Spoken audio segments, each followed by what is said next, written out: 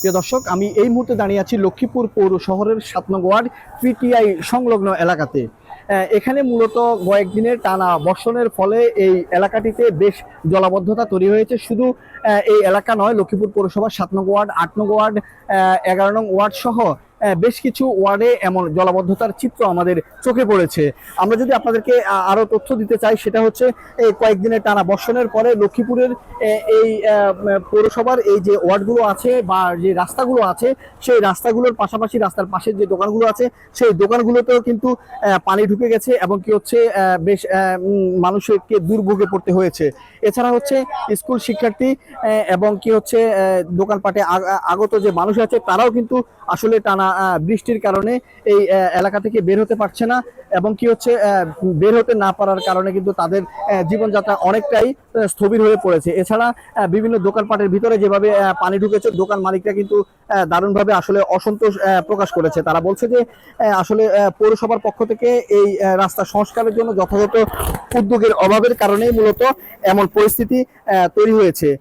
এছাড়া হচ্ছে তাদের দোকানের ভেতরেও কিন্তু বিভিন্ন ধরনের মালামাল নষ্ট হয়ে গেছে এবং পানি থাকার কারণে আসলে তারা কিন্তু খুব ক্ষুব্ধ হয়ে আছে। কারণ তাদের দাবি যে প্রায় সময় হচ্ছে এই এলাকাটিতে এভাবে পানিবন্দী মানুষ কিন্তু পানিবন্দী হয়ে যায়, কারণ এখানে যে ড্রেনেজ ব্যবস্থা আছে সেটার যথাযথ সংস্কার না হওয়ার কারণে কিন্তু এমন পরিস্থিতি তৈরি হয়।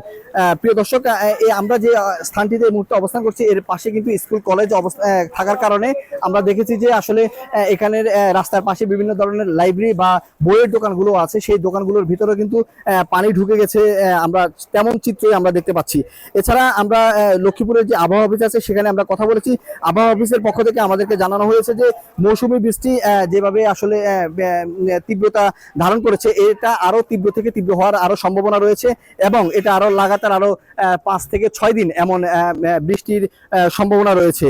এছাড়া হচ্ছে গতকাল সকাল 9টা থেকে আজকে সকাল 9টা পর্যন্ত লক্ষ্মীপুরের আবহাওয়া অফিস 115 মিলিলিটার বৃষ্টিপাত রেকর্ড করেছে বলে আমাদেরকে জানিয়েছে। এছাড়া যে সমুদ্র বন্দরগুলো আছে চট্টগ্রামের, সেই সমুদ্র বন্দরগুলোতে 3 নম্বর সতর্কতা সংকেত এবং যে নৌবন্দর আছে বা নৌঘাট যেগুলো আছে, সেগুলোতে 1 নম্বর সতর্কতা সংকেত দেখিয়ে যেতে বলা হয়েছে। আমরা ইতিমধ্যে জেনেছি যে লক্ষ্মীপুর থেকে ভোলা বরিশাল রোডে যে নৌযান চলাচল করে, তা ইতিমধ্যে বন্ধ হয়ে গেছে এবং কি হচ্ছে বন্ধ রাখা হয়েছে।